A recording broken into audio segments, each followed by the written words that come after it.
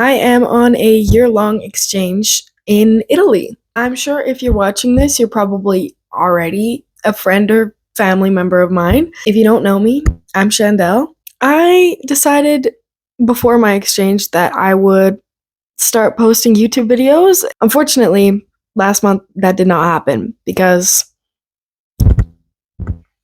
basically it's going to be a double feature, September and October. First of all, we need to address the elephant in the room. How sick this microphone is.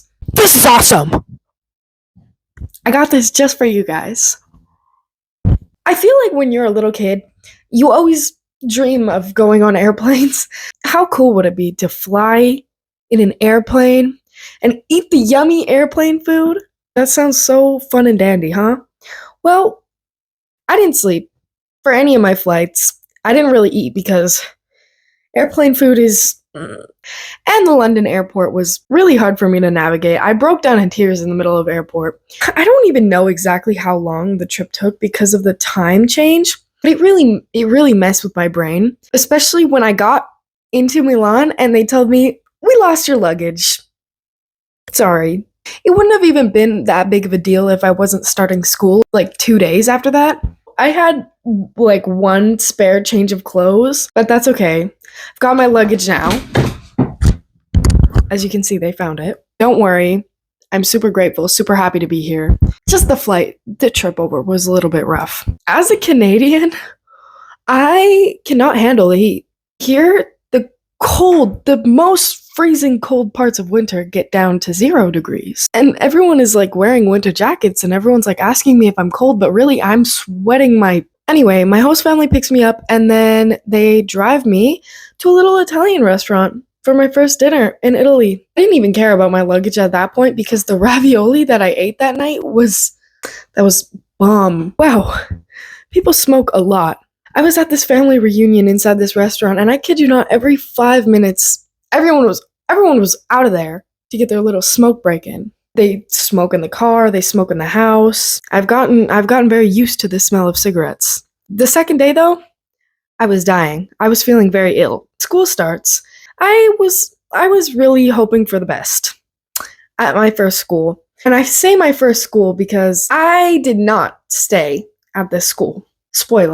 Little spoiler. I was expecting people to be a little bit more welcoming. I don't know the language, but I can still tell when someone is not being nice to me. I did not think that I was going to get homesick at all because I've wanted to do this since forever. You know, family schmamly. Who needs them?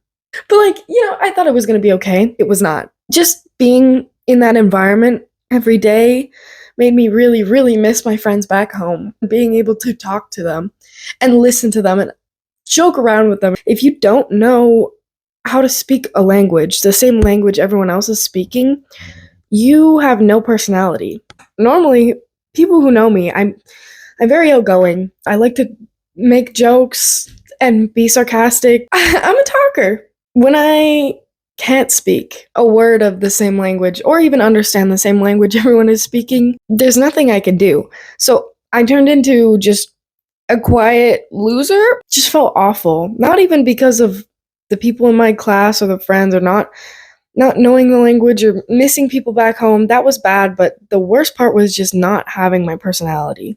However, brought the problem up to my counselors, my Rotary counselors, and I switched into a linguistics school. And ever since then, it has been great. I have been learning my Italian much more. I can't have full conversations with people, not at all, but I can communicate.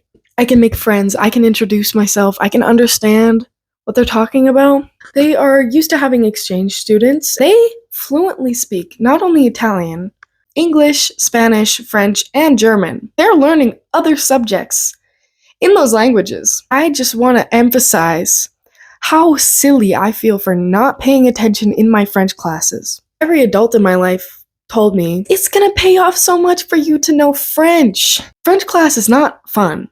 French teachers are not very nice. And I thought, when am I ever gonna use this? No one in Canada speaks French. Now, I feel really silly. A lot of people here know how to speak French. When people hear that I'm from Canada, okay, she knows French. It feels like I'm a failure to my country. All right, a couple more things I want to talk about. First of all, I am living in the Alps right now. In the Alps. That's crazy.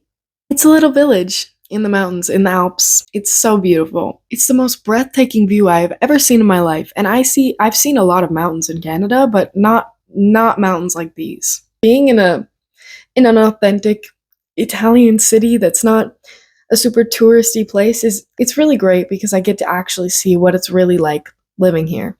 Something I've also been thinking about is the fact that living in Italy, as a Canadian, that sounds very crazy to me. But for someone who lives in Italy, it's just regular life. And another thing is that people are just people. No matter where I go in the world, people still get in fights. People still have road rage. People still make sarcastic comments. It sounds so obvious. Of course people are people wherever you go. Italy, to me, for my whole life has just seemed like a very far away land. It's just a country with a different culture. It's just a different way of living life. Living in a new part of the world, it's such an incredible feeling. I do want to say, I love it for different reasons than I thought I would, you know? It's still just life. It's not amazing in the ways that I thought it would be because I'm not a tourist. It's amazing in a different way because I'm actually living here and I'm actually eating a regular Italian dinner and going to a school here and making friends with people here and participating in little parts of their culture. It's regular, it's not like a big tourist adventure. It's really interesting and it's giving me a lot of time to reflect on myself and just think about the world. Let's get into some culture shocks. I think I've eaten more pasta in this past month than in the rest of my life ever. Meals are also very balanced and very fresh. I think that this is also the healthiest I've eaten in my whole life. I never really realized how much fast food and just processed things we eat until I came here because everything is just so fresh.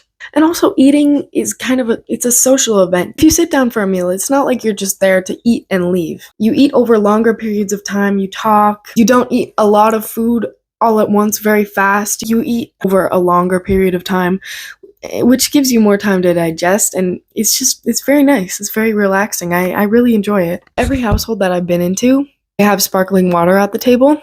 If you're ordering water at a restaurant, you have to specify if you want sparkling or if you want natural. And most people regularly drink sparkling water. But water in general, I have drinking so much water. I think that it's a lot more regular to drink water here. Just water and coffee, that's all you really need.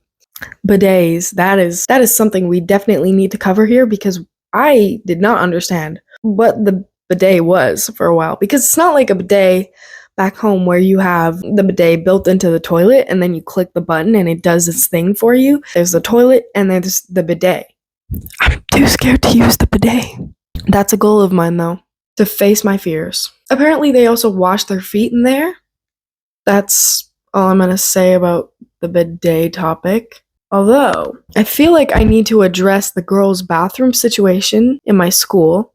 When I first got to the bathroom, I was like, why is there a hole in the ground in this stall? Was it just like for fun? I just want to say, whatever you're thinking is, yeah, you're probably right.